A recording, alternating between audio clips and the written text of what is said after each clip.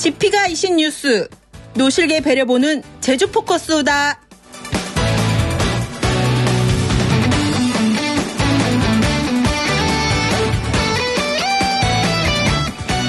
기후위기는 이제 인류, 아니 지구의 미래를 좌우할 중대한 과제가 됐습니다. 특히 이 기후위기의 최전선에 있는 제주에서 이에 대한 관심과 실천의 중요성은 아무리 강조해도 지나치지 않을 겁니다.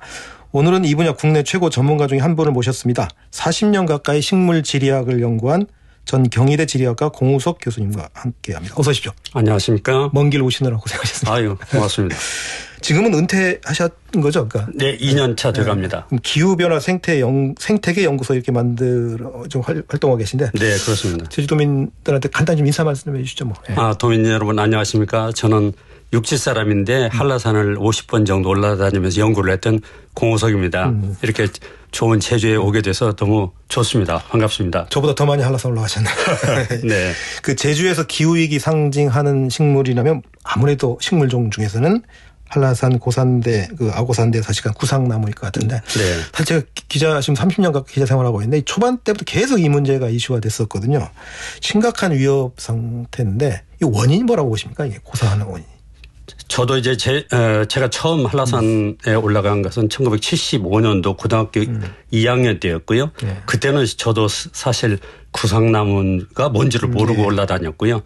그런데 이제 학자가 돼가지고 다니다 보니까 구상나무가 갈수록 줄어들고 있고 여러 가지 원인에 대해서 많은 얘기들이 있었습니다. 네. 어떤 분들은 산성비, 어떤 분들은 곤충의 피해, 어떤 분들은 토양 유실, 어떤 분들은 뭐 다른 여러 이유를 했는데 저희가 2000년도에 이제 학회에 공식적으로 발표했던 결과를 가지고 말씀을 드리면은 구상나무가 어느 시점부터 갑자기 노쇠해지고 쇠퇴해지는 현상이 두드러졌다. 네. 그게 1970년대입니다. 네. 70년대, 80년대 들어서면서 구상나무 쇠퇴 현상이 두드러졌고 그러한 원인 중에 하나는 기후변화하고 연계가 됩니다. 그래서 지난 100년 동안 전 세계적으로 한 1도 정도 기온이 상승을 했는데 우리나라는 1.5도 기온이 올랐거든요.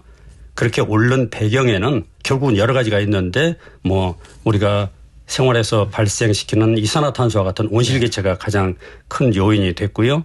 그런데 이제 그러한 것들의 결과로 나타나는 것이 생태계 변화입니다. 그래서 이제 구상나무가 죽게 된 가장 큰 이유는 겨울이 예전보다 덜 춥다. 그리고 짧아졌다. 이에 비해서 봄은 빨라지고 그리고 이제 건조화가 진행이 되면서 기본적으로는 수분 부족에 따른 수분 스트레스가 구상나무의 고사의 가장 큰 원인 중에 하나가 되고 거기에 이어서 태풍과 같은 강풍이 불게 되면서 뿌리가 들린다든지 이제 수세가 약해진 상황에서 곤충들의 공격이 진행되게 되면 구상나무는 속절없이 이렇게 무너지게 되어 있습니다. 사실 20세기 때도 아까 말씀하신 산성비, 토양실 저도 그런 얘기 들었던 것 같은데 네. 근본적으로는 기후위기다인데 기후위기가 사실 이거 어쩔 수 없는 현상일 수도 있는데 그럼 한라산 구상나무를 살릴 수 있는 방법은 없는 겁니까? 우선 여러 가지가 있겠는데 첫 번째는 가장 중요한 것은 한라산에서 혹은 자연에서 어떤 일이 일어나고 있는지를 모두가 관찰을 해야 됩니다. 네. 산에 올라다니시는 분들이 백록담 정상에 올라가는 게 최종 목표가 아니고 그 올라가는 과정에서 자연에 어떤 일들이 일어나고 있는 것들을 우리가 자세히 살펴서 문제가 있으면은 소나무 재선충의 피해가 있어서 나무가 이제 빨갛게 죽어간다든지 구상나무에 잎이 떨어진다든지 하게 되면은 그러한 것들을 한라산 국립공원 사무소에 알려주게 되고 그걸 사진을 찍어서 공유를 해주게 되면은 이제 뭐 공무원이라든지 전문 학자들이 가가지고 자세히 조사를 할 수 있거든요. 그래서 그런 것들의 관찰이 필요하고 관찰됐을 때 좀 더 구체적인 어떤 정보가 필요하면은 연구에 들어가야 됩니다. 네. 그런데 이제 뭐 구상나무 고사 문제가 사회적으로 큰 현안이 되어 있지만은 실은 이러한 것들을 구체적으로 연구하는데 재원이 필요하고 인력이 필요한데 그러한 것들이 뒷받침이 돼서 정책적으로 이제 안정적으로 연구할 수 있는 토대가 마련되게 되면은 그러한 것들의 원인이 분석이 되고 원인이 이제 파악이 되면은 그다음에는 대책을 세울 수가 있거든요. 그러한 절차가 필요하다고 생각을 합니다. 결국 시민, 그러니까 등산객이 모니터 요원이 돼야 된다는 그런 말씀이시죠. 당연히 그렇습니다. 보니까 또 한라산에 있는 식물 중에 그 암매라고 하는 그 돌매화 나무, 네. 이게 보니까 빙하 시대를 지나고도 생존했던 아주 그런 식물이라고 그러던데.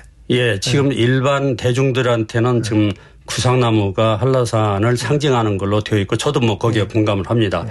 구상나무가 전 세계에서 우리나라에만 있는 특산종 고유종이기 때문에 그런 의미가 있고요. 그런데 눈에 띄는 큰 키의 구상나무 못지않게 훨씬 저는 개인적으로 더 중요하게 생각하는 것은 키 작은 이 꼬마 나무들입니다. 예. 이런 대표적인 게 이제 그 지금 말씀하셨던 돌면나무라든지 시롬이라든지 들쭉나무라든지 이제 제주 솜달이라든지 이러한 식물들이 있는데 이러한 것들은 구상나무에 비해서 키가 너무나 작고 그 돌면나무는 전 세계적으로 가장 키 작은 나무에 기네스북에 등재될 정도로 중요한 나무인데 아무래도 눈에 안 띄게 작다 그렇죠. 보니까. 예. 그러니까 우리가 등산객으로 산에 가가지고 발로 밟아서 짓밟을 수도 있고 그리고 구상나무는 이렇게 시들어가는 게 눈에 보이지만은 이러한 식물들이 있다가 사라져도 눈에 띄지도 않기 때문에 실은 훨씬 더 관심을 받지 못하는 그래서 저는 이제 이러한 식물들을 생태계의 약자라고 얘기를 합니다. 생태계 약자가 사라지는 것들에 대해서 관심을 가져야 되는데 그 이유는 전 세계적으로 한라산 정상에 있는 돌면나무가 분포의 남방 한계선입니다. 극지방에 살던 돌면나무가 어떻게 해서 한라산까지 왔겠는가 하는 것을 우리가 그냥 생각하면 좀 상상이 되질 않는데 기본적으로는 우리가 세상을 보는 눈을 좀 시간 스케일을 좀 더 넓게 보게 되면은 지난 빙하기 때 지구가 지금보다 훨씬 더 추웠을 때 북극에 살았던 식물들이 추위를 피해서 남쪽으로 피난을 오게 되는데 마지막으로 피난 보따리를 풀었던 지역이 한라산입니다. 그리고 그건 여기까지 돌면나무 그다음에 시로미가 산다는 얘기는 다시 말씀드리면은 한반도하고 제주도가 지금은 이렇게 남해바다로 분리되어 있지만 과거 한때에는 육지로 연결되어 있던 연육교 랜드브리지라고 하는데 연육교가 있었다고는 결정적인 증거가 되고 그리고 제주도 그리고 한라산이 동북아시아 식물의 다양성을 품은 어머니와 같은 그런 역할을 한 것입니다. 우리나라에 4,500종의 고동식물이 있는데 그중에 1,800종이 제주도에 있습니다. 그러면 제주도가 그런 역할을 했던 것은 이제 이러한 그 빙하기 때 식물들을 품을 수 있는 공간이 되었고 그리고 빙하기가 끝나고 후빙기에 들어서도 살 수 있는 한라산이라고 하는 2,000m 가까운 고도의 산이 있었기 때문에 곳곳에 이러한 식물들이 지금 자리 잡고 있거든요. 그래서 한라산의 구상나무뿐만 아니라 이와 같이 눈에 띄지 않는 작은 생태계 구성 요소에 대해서도 우리가 관심을 가지고 애정을 이렇게 주어야 된 대상이라고 생각을 합니다. 그래서 그 보이지 아주 작은 나무지만 그게 생태적으로 어떤 의미가 있는지를 아까 쭉 설명해 주신 것 같아요. 네. 시민들이 등산객이 관찰도 해야 되고 또 과학자들이 연구도 해야 되고 네. 정책하는 분들은 정책을 이제 보존할 수 있는 정책을 내놓고요. 원래 듣는 분 주로 청취자분들은 일반 시민들입니다. 네. 그럼 내 수준에서 내가 할 수 있는 일이 무엇인가라는 궁금증이 있을 수 있을 것 같은데 박사님 그 책 보니까 뭐 사소하지만 결정적인 방법이 기후변화 문제를 해결할 수 있는 방법이다 이렇게 말씀하셨어요. 제주도민들이 이런 관점에서 실천할 수 있는 방법들이 뭐가 있을까요? 여러분들이 일상생활을 하시면서 내가 무심코 그냥 행하던 것들 중에 한 3가지 정도를 한번 내가 골라보자. 그리고 이것이 우리의 일상에서 했던 것들이 자연에 부담이 되는 행위가 된다면은 즉 다시 말씀드리면 우리가 이제 일반적으로 생각하는 것은 나는 기후변화의 피해자라고 생각을 하거든요. 그런데 한편 생각하면은 가해자죠. 네. 그리고 원인을 제공하는 사람이고 그러면은 내가 하는 행동 중에 3가지 정도를 골라서 그것을 줄여보거나 이제 멈춰보면은 어떤 일들이 나타날까 하는 것들을 실천하는 게 좋을 것 같아요. 그 3가지가 뭡니까? 그래서 저는 이제 개인적으로 하는 것도 어제도 제가 이제 그런 포럼에서 말씀을 드렸는데 우선은 우리가 필요 이상으로 너무 많은 고기를 먹지 말자. 고기는 결국은 우리가 먹을 곡물을 대신 20배를 더 먹었던 결과물이기 때문에 고기를 먹는 것보다 곡물을 많이 먹게 되면 그만큼 우리가 토지 자원도 아낄 수 있고 비료도 아낄 수 있고 농약도 아낄 수 있고 에너지도 아낄 수 있고 그게 이제 기후변화하고 연결이 되거든요. 그런 것들도 가능한 거고 이제 더 애청자들이 아마 더 불편하게 생각하실 것은 내가 마시는 커피 한 잔이 지구의 열대우림을 파괴하는 단초가 된다 하는 거에 대해서 혹시 생각을 한번 해보셨으면 좋겠어요.